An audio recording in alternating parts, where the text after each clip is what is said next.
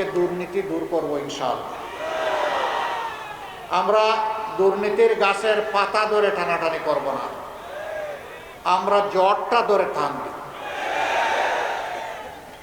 দুর্নীতিকে আর বাংলাদেশে সহ্য করা হবে না। 2 নম্বর,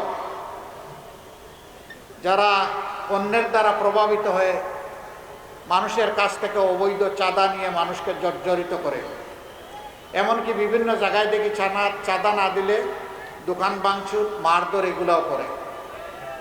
আমরা আর কাউকে চাঁদা নিতে দেব না।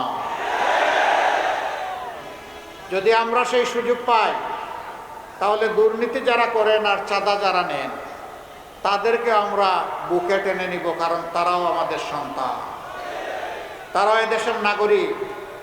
তাদেরকেও প্রশিক্ষিত করে তাদের হাতেও মর্যাদার কাজ তুলে দিব ইনশাআল্লাহ। তারাও সেদিন এই জাতিকে গঠনে, উন্নয়নে ভূমিকা রাখবে এবং গর্বিত হবে। আজকে মাথা নিচু করে চলতে হয়, সেদিন তারা বুক ফুলিয়ে মাথা উঁচু করে চলবে ইনশাআল্লাহ। তাদের কোনো চিন্তার কারণ নাই। সমাজ মুক্তি পাবে তাদের নির্যাতন থেকে, আর তারা মুক্তি পাবে লজ্জার হাত থেকে। এরপরে আমরা কি করব? আমরা সমাজের সকলের জন্য ন্যায় বিচার কায়েম করবো ইনশাআল্লাহ। প্রেসিডেন্ট যে বিচার পাবেন, গ্রামের একজন সাধারণ কৃষক একই বিচার পাবেন। যে অপরাধে গ্রামের একজন সাধারণ মানুষকে আইনের আওতায় এনে শাস্তি দেওয়া হবে, একই অপরাধ করলে আইন প্রেসিডেন্টকে ছেড়ে কথা বলবে না।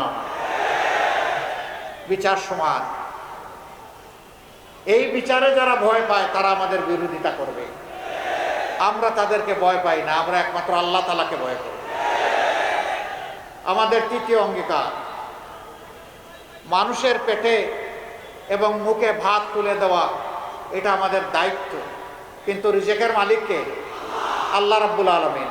আমরা আল্লাহ তাআলার কাছে চাইব এবং মানুষের অর্থনৈতিক প্রবৃত্তি অর্জনের জন্য স্বচ্ছতার সাথে দূরদর্শী চিন্তা করব ইনশাআল্লাহ। আগামী 5 বছর পরে বাংলাদেশ কোথায় যাবে, 10 বছর পরে কোথায় যাবে, 50 বছর পরে কোথায় যাবে, এটা জরুর নয় যে জামাতে ইসলামীকেই দেশ শাসন করতে হবে, কিন্তু এটা জরুর যে এই দেশে সুশাসন থাকতে হবে। এই দেশকে যারা ভালোবাসে তাদেরকেই শাসনের দায়িত্ব দিতে হবে। প্রিয় দেশবাসী, আমরা সেই রকম ভিশন নিয়ে, পরিকল্পনা নিয়ে আপনাদের সাথে বসবো, কথা বলবো, ডায়ালগ করব, তারপরে সবাই মিলে বাংলাদেশ গড়ব ইনশাআল্লাহ। ব্যাংক ডাকাত, শেয়ার মার্কেট লুটেরা, তাদের কি হবে? তারা অনেকে পালিয়ে বিদেশে গিয়ে আলিশান বাড়িতে থাকেন। আল্লাহ যদি আমাদেরকে তৌফিক দেন, আমরা ওদের পেটের ভিতরে হাত ঢুকাইয়া জনগণের টাকা বের করে নিয়ে আসবো।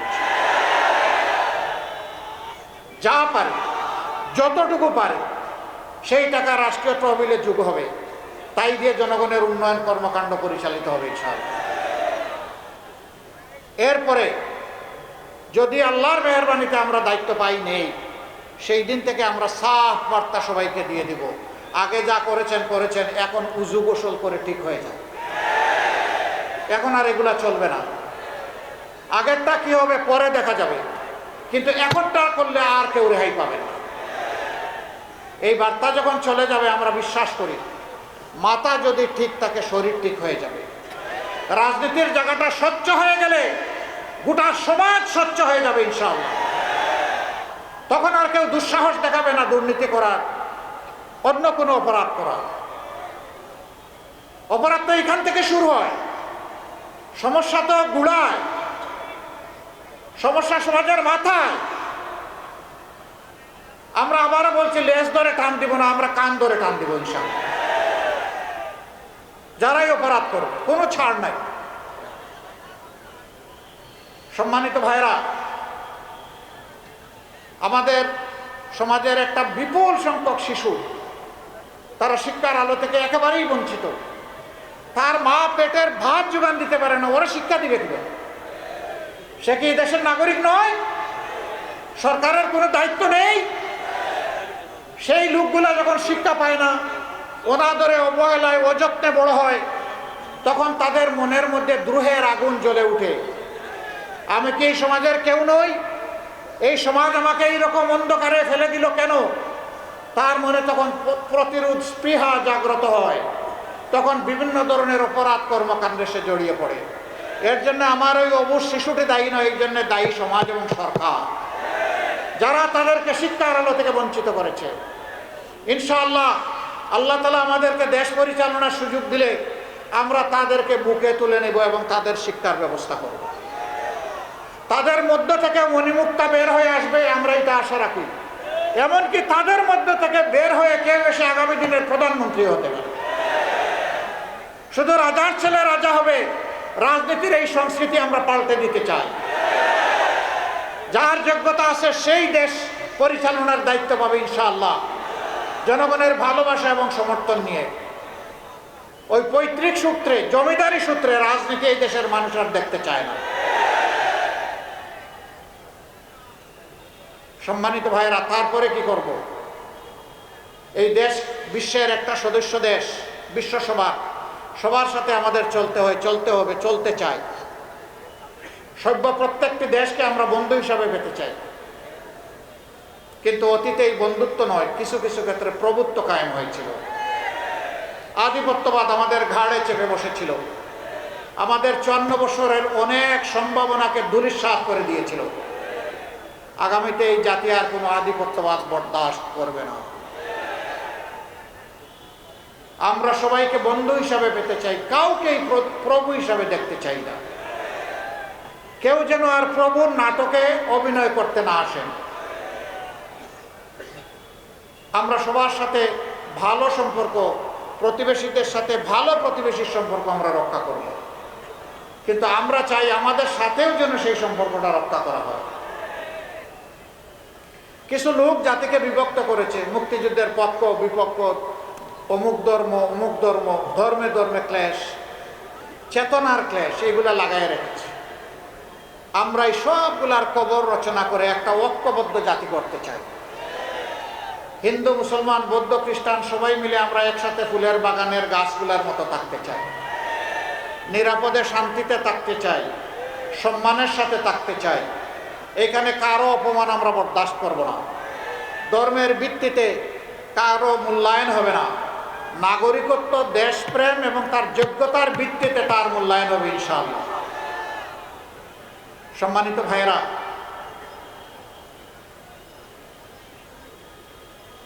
এই বাগেরহাটেরও অনেক সমস্যা আছে না? আবার অনেক সম্ভাবনাও আছে। যুগ যুগ ধরে বাংলাদেশের বিভিন্ন অঞ্চলকে পিছিয়ে রাখা হয়েছে। 15 সালে আমি শরণখোলায় একটা এলাকায় গিয়েছিলাম, জমিনের আইল দিয়ে চলতে হয়েছে, ভালো একটা রাস্তা নাই। 3 জায়গায় আমরা পড়েই গেলাম, আবার উঠে চলতে থাকলাম। কেন? এই বাগেরহাট কি বাংলাদেশের অংশ নয়? হ্যাঁ, উন্নয়নে যারা অবদান রেখেছেন আমরা তাদেরকে ধন্যবাদ জানাই। আবার উন্নয়ন করতে গিয়ে যারা ডাকাতি করেছেন তাদেরকে ধন্যবাদ জানাইতে পারবো না। জনগণের টাকা নিয়ে যারা নিজেদের পকেট বাড়ি করেছেন, সিঙ্গাপুর বানিয়েছেন আর কানাডায় বেগমপাড়া গড়ে তুলেছেন, আমরা তাদেরকে ধন্যবাদ জানাতে পারবো।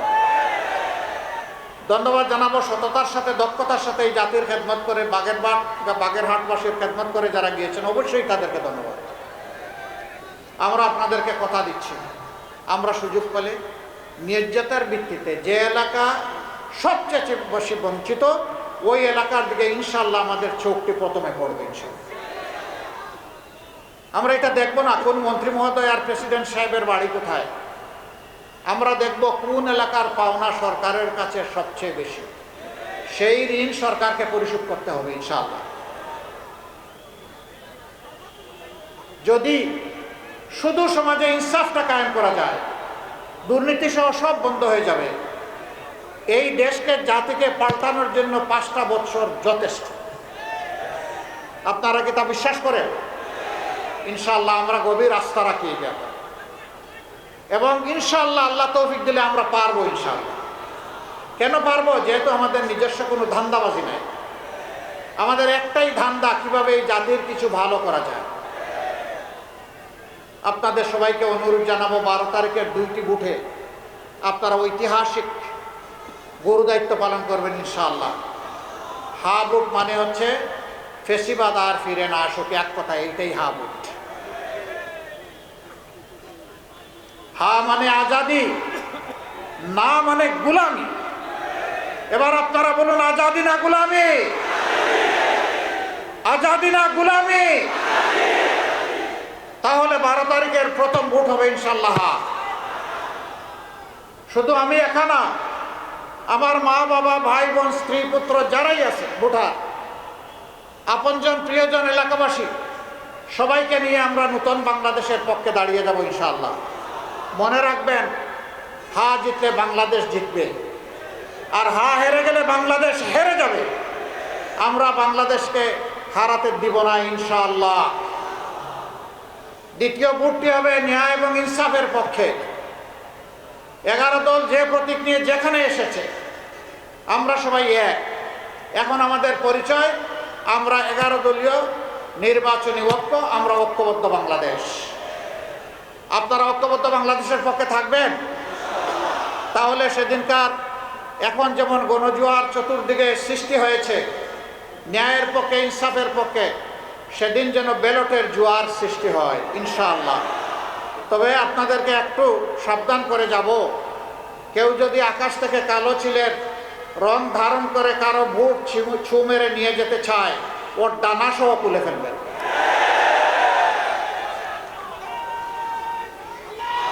আগের স্লোগান অচল, আমার ভোট আমি দেব, তোমারটাও আমি দেব, এটাও অচল। তোমার ভোট তুমি দাও, আমার ভোট আমি দেব, আমার ভোটে হাত বাড়ালে খবর আছে। সম্মানিত ভাইরা, নিজেরাই ভোটের পাহারাদারি করতে হবে, অন্যের ভোটেরও পাহারাদারি করতে হবে।